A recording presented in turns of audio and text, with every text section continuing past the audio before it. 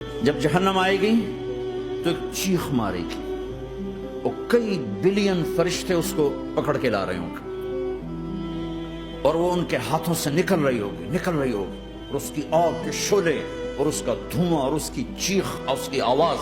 تو جب وہ قریب آئے گی تو اس کے آواز پر سارے مرد عورت زمین پر گریں گے اور سب کہیں گے یا رب نفسی نفسی یا رب نفسی نفسی یا رب نفسی نفسی. یا اللہ میری جان، ماں نہیں، ابا نہیں، بیوی نہیں، بچے نہیں، بھائی نہیں، میری جان. چلو میں تو آپ عام لوگ ہیں، انبیاء نبی کہیں گے یا اللہ میری جان. ابراہیم خلیل جیسے کہیں گے یا اللہ میں کسی کا سوال نہیں کرتا، باپ کا بھی نہیں کرتا، میری جان. اور عیسیٰ علیہ السلام جیسی ہستی کہیں گے یا اللہ میں اپنی ماں مریم کا بھی سوال نہیں کرتا، میری جان میری جان. عیسیٰ علیہ السلام سے لے کر آدم علیہ السلام تک نفسی نفسی. نوح علیہ السلام نفسی نفسی. یحییٰ زکریا باپ بیٹا ہیں لیکن نفسی نفسی. سلیمان داؤد باپ بیٹا ہیں لیکن نفسی نفسی. یوسف یعقوب باپ بیٹا ہیں لیکن نفسی نفسی. یعقوب و اسحاق باپ بیٹا ہیں لیکن نفسی نفسی. اسحاق ابراہیم باپ بیٹا ہیں لیکن نفسی نفسی. اسماعیل ابراہیم باپ بیٹا ہیں لیکن نفسی نفسی. یہ نبیوں کا حال ہے، میرا کیا حال ہوگا؟ لیکن اسی ہنگامے میں جب ہر مرد عورت کہے گا نفسی نفسی، ایک آواز ابھرے گی امتی امتی. ایک آواز آئے گی امتی امتی. ایک دکھ بھری، ایک درد بھری آواز آئے گی امتی امتی. سننے والے حیران ہوں گے یہ کون ہے؟ یہ کون ہے جو اپنے آپ کو نہیں مانگ رہا، اپنی امت کو مانگ رہا ہے؟ یہ کون ہے؟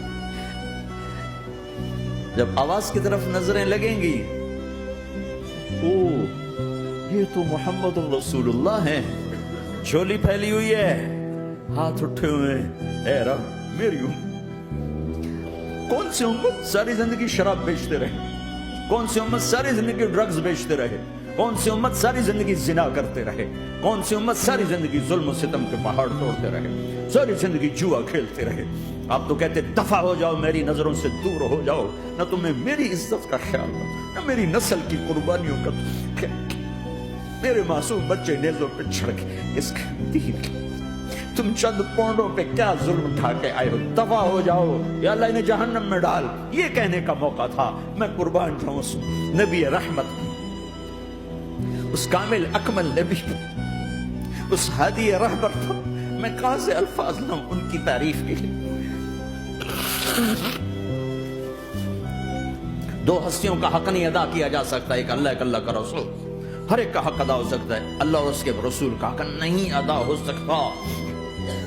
وہ کہتے جا اللہ ان کو آگ میں ڈال دے. انہوں نے نہ مجھے دیکھا، نہ میرا گھر دیکھا، نہ میرے پیٹ پہ پتھر دیکھے، نہ میرا راتوں کو تڑپنا دیکھا، نہ میرا مچلنا رونا دیکھا، نہ احد میں ٹوٹے دانت دیکھے، نہ طائف میں بکھرا خون دیکھا، نہ کربلا میں اولاد کے سر نیزوں پہ چڑھے دیکھے. دفعہ دور کر دے میری آنکھوں سے. میں قربان جاؤں اس نبی رحمت پر. کہہ رہے ہیں یا اللہ میری امت، یا اللہ میری امت، یا اللہ میری امت، یا اللہ میری امت. نہ یہاں بھلایا نہ وہاں بھلایا. آپ کے لیے ممبر آئے گا، میرے حبیب بیٹھو. آپ کہیں گے اب مجھے خیال آئے گا اگر میں بیٹھا تو یہ مجھے لے کے جنت میں نہ چلا جائے. اور تو اللہ کہہ رہا بیٹھو تو میں کیا کروں گا؟ میں خود زمین پہ کھڑا رہوں گا، ممبر پہ ہاتھ رکھ دوں گا. کہ اللہ تیری مان لی، میں ہاتھ رکھا ہوا ہے، لیکن میں بیٹھوں گا نہیں کہ میں اپنی امت کا آخری حساب کروا کے جاؤں گا. ایسے نہیں جاؤں گا. آؤ بھائی، ہمارا نیا سال ہمارا سال تو محرم سے شروع ہوتا ہے. ویسے تو جنوری بھی اللہ کا، محرم بھی اللہ کا. سورج اللہ نے بنایا تو جنوری فروری بھی اللہ کا، اور چاند اللہ نے بنایا تو محرم ربیع الاول بھی اللہ تعالیٰ کا. دونوں ہی اللہ کے ہیں. کسی نے یہ لے لیا، کسی نے وہ لے لیا. ہم نے چونکہ چاند کا کیلنڈر بنایا تو ہمارا تو اب سال شروع ہو رہا ہے. ہمارا تو نیو ایئر اب ہے. ہمارا نیو ایئر رونے سے شروع ہوتا. کیسا اللہ نے نظام بنایا. کسی اور مہینے میں یہ واقعہ ہو جاتا. نہیں، سال کے شروع میں یہ واقعہ رکھا ہے کہ ہر ایک کو پتا چلے کہ ہاں نیا سال خوشی منانے کے لیے نہیں ہوتا. نیا سال آخرت کی تیاری کے لیے ہوتا ہے. کہ ایک سال چلا گیا، ایک سال اور زندگی سے نکل گیا، اور بھی جلدی سے اللہ کو راضی کرنے کو، کوئی کام کرنے کو، توبہ کرنے کو، اللہ کو راضی کر لیں.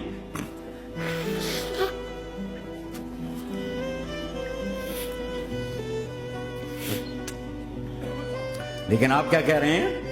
یا رب امتی امتی، یا رب امتی امتی، یا اللہ میری امت، یا اللہ میری امت، یا اللہ میری امت. اور ایسی شفقت و محبت آپ کہیں گے یا اللہ یہ میری امت کا حساب میرے حوالے کر، میں لوں گا، تو نہ لے، میں لوں. تو اللہ تعالیٰ فرمائیں گے آپ کیوں لینا چاہتے ہیں؟ کہیں گے میں اس لیے لینا چاہتا ہوں کہ ان کے جتنے عیب ثواب ہیں نا وہ کسی کو پتہ نہ چلے، تو میرے سامنے ہی آ جائیں تو ان کو شرمندہ نہ ہونا پڑے، تو میں قربان جاؤں. پھر وہ رب محمد ہے، اس نے اپنے حبیب کی لاج رکھنی ہے. وہ کہیں گے میرے محبوب اگر آپ ان کا حساب لیں گے اور آپ ان کے گناہ دیکھیں گے تو پھر ان کو آپ سے تو بڑی شرم آئے گی. نہیں، میں آپ کو بھی نہیں دیتا، میں ان کا حساب پردے کے پیچھے لوں گا، کسی کو پتہ نہیں چلنے دوں گا.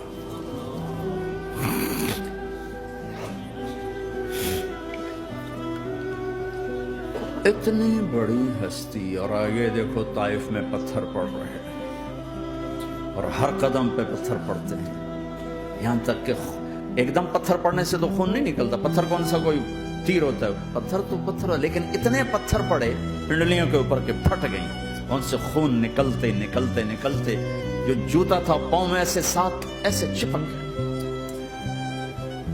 وہ ساری کائنات کے دلہا سردار بے ہوش ہو کے گرے. وہ آپ کے غلام زید نے نوکر تھے، انہوں نے اٹھایا کندھے پر، بھاگے. پیچھے وہ سر پہ چڑھے ہوئے پتھر مار رہے ہیں اور آپ جتنا بھاگ سکتے تھے بھاگے، یہاں تک کہ بے ہوش ہو کے گر گئے. خون زیادہ نکل گیا تو انہوں نے کندھے پہ اٹھا دوڑ لگائی اور آگے سامنے باغ تھا. کس کا؟ سب سے بڑے دشمن کا، مکے والا عتبہ بن ربیعہ. عتبہ کون ہے؟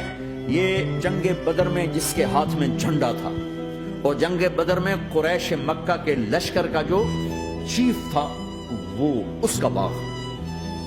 لیکن زید کو کوئی پناہ نظر نہیں، وہ باغ میں گھس گئے اور اللہ کے نبی کو ایک انگور کی بیل کے نیچے لٹایا.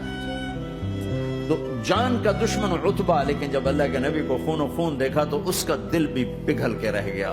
کہنے لگا ہائے ہائے، طائف والوں نے محمد کے ساتھ کیا کر دیا. جس پر دشمن کو رحم آیا ہمیں اس پہ رحم نہیں آیا، ہم نے اس کے آنسوں کی کوئی قیمت نہیں لگائی. وہ اتنا ایموشنل ہوا کہ جلدی سے گیا اور پلیٹ میں انگور توڑ توڑ توڑ کے سجائے. جب جانے لگا تو پھر شرم اور وہ ایک حجاب درمیان میں آڑے آ گیا تو اپنے غلام کو بلایا، عداس کا، عداس کے لے جا وہ جو آدمی زخمی پڑا، اسے جا کر کہنا کہ تمہیں رشتے داری کی قسم میرے انگور رد نہ کرنا کھا لے. حالانکہ موقع تھا کہ قتل کرتا، ہر وقت قتل کرنے کے منصوبے بنا رہے، موقع تھا کہ قتل کرتا. ایسا حال تھا کہ قاتلوں کے بھی آنکھوں میں آنسو آئے. نہیں آئے تو تمہاری آنکھوں میں نہیں آئے. چند پونڈوں پہ اپنے نبی کو بیچ دیا.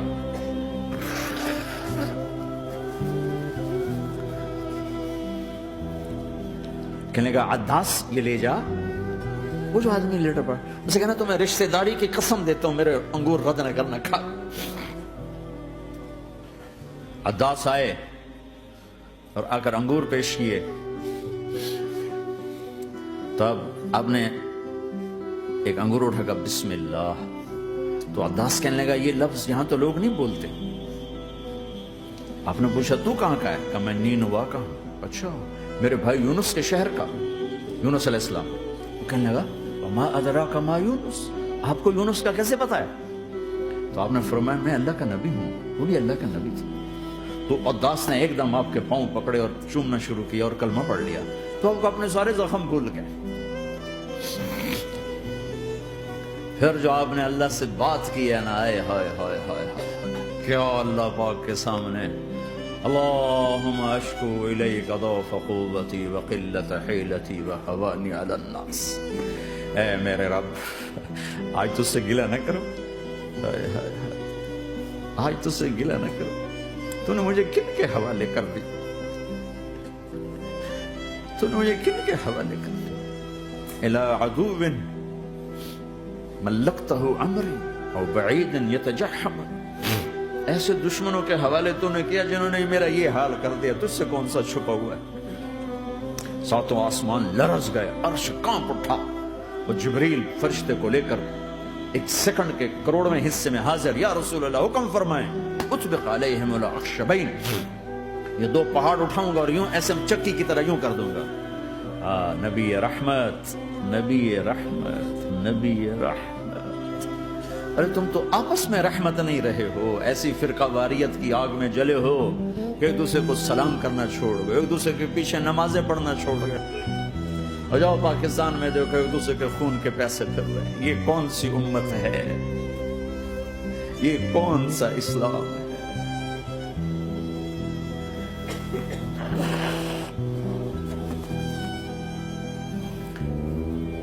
حضرت عائشہ نے پوچھا یا رسول اللہ آپ کو سب سے زیادہ تکلیف کہاں پہنچی؟ کب؟ طائف میں.